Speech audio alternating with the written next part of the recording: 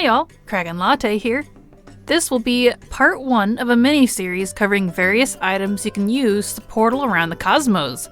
This mini-series will include things like toys, consumables, and gear, but will not include irregular portals found in the world, mage or class hall teleports, or racial abilities, at least in the first couple episodes. I'll do more race class specific stuff in a separate video, as there are some pretty useful ones there. The ones I'll cover now are things that anyone can use regardless of class or race, and I'll give a brief pointer on how to get each one. Alright, so these are not in any specific order. The items I chose for this first video are things I felt would be most useful to you now, as they are stuff I actually use. Part 2 will cover additional things that I don't often use myself, but are still worth bringing to light, and so on. All of the items I'll cover are things that'll actually teleport you to completely different places, and are usable from anywhere, rather than items that are usable only in certain zones and don't really get you very far. I'm also not including toys or items that mimic your hearth location, as these always share a cooldown with each other and are more for flavor use. And I made sure to only include items that are still obtainable as of this video, so you could go get all of these and use them yourself. These are the goodies that will let you travel the world! Number 1. Argent Crusader's Tabard. As you can probably guess from the name, this is a tabard that portals you directly to the Argent tournament grounds in Northrend. It's got a 30-minute cooldown and is actually pretty handy if you need to do dailies there, or to farm stuff like Ulduar or the Time Lost Protodrake, since those are both really close to this area. It costs 50 champion seals. Number 2. The Baradin's Wardens / Hellscream's Reach Tabards. Similar to the previous item, this is a tabard that ports you to your faction's base in Tabard. It requires Honored with that rep there, and costs 40 Tabard commendations. It has a 4-hour cooldown. It may not seem that useful beyond doing the Tabard stuff, but it really is if you consider that there is a portal directly to your faction capital there in Tabard, so it's sort of like a second hearth, but to your main city. Numbers 3 and 4. Jaina's Locket and the Signet of the Kirin Tor. These are both here as they do almost the same thing. They both port you to Northrend Dalaran.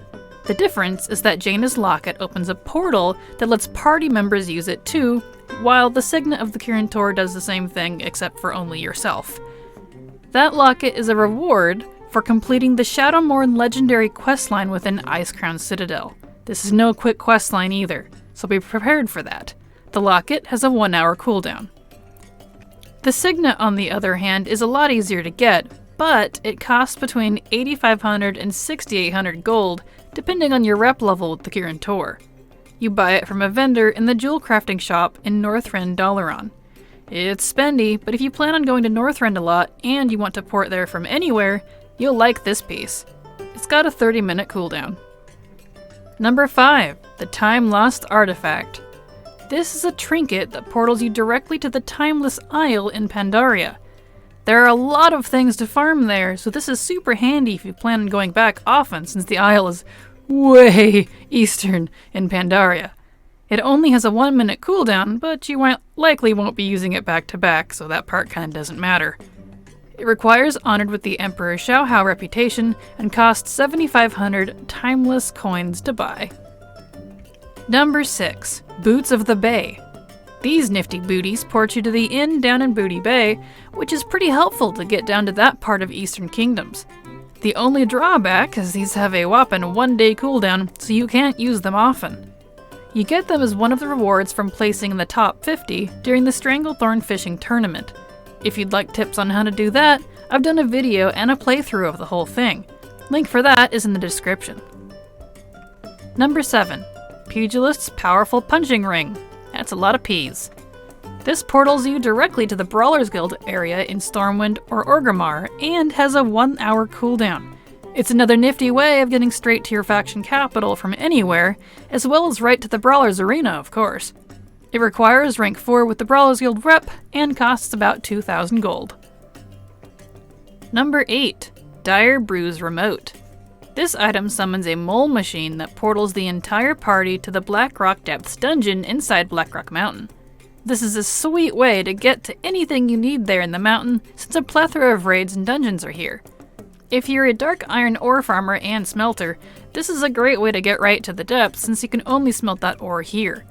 It's got a 1-hour cooldown and comes from the daily reward you get from completing the holiday dungeon during Brewfest.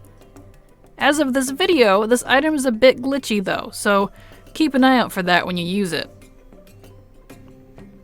Number 9. Ultrasafe Transporter Mechagon. Don't be fooled by the name, this isn't part of the engineering items that share a similar naming convention. This comes from Mechagon and lets you port directly to Rustbolt with only a 1-minute cooldown. The item is a consumable and is crafted with spare parts and energy cells. You have to loot the blueprint from GearCheck or Cogstar before you can craft this item, but it's really worth it if you plan to farm collectibles, rep, or work on achievements there each day. Number 10. Violet Seal of the Grand Magus. This nifty ring portals you directly to Karazhan with a 4-hour cooldown.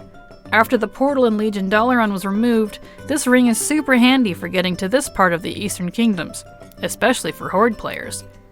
You can get this by turning in Nightbane's bones from the dungeon version of Karazhan at the end of Return to Karazhan quest chain.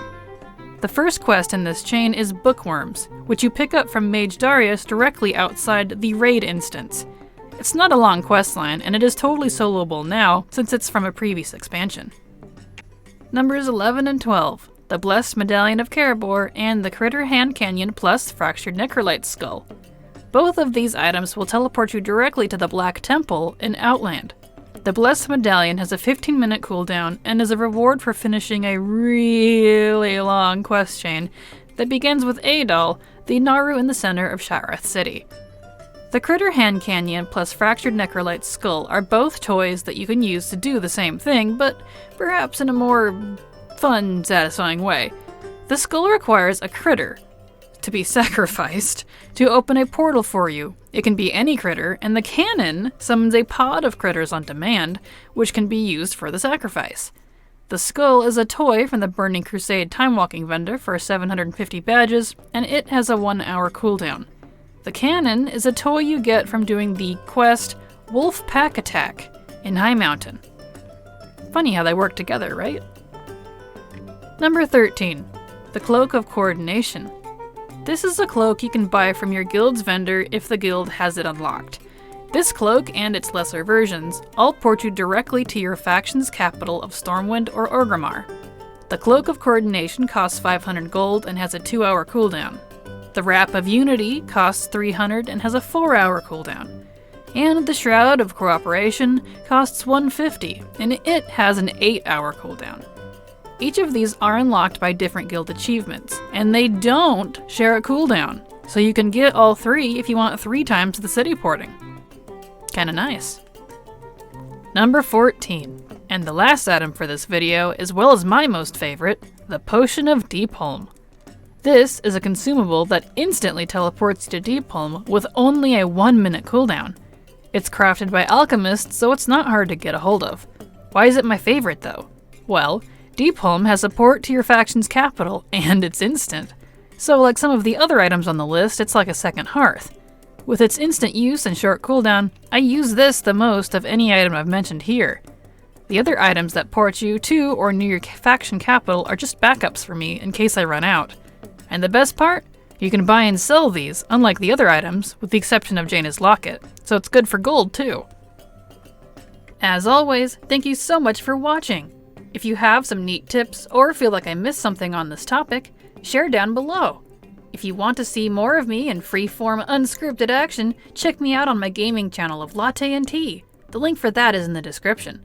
Leave a like, comment, and subscribe if you like my content.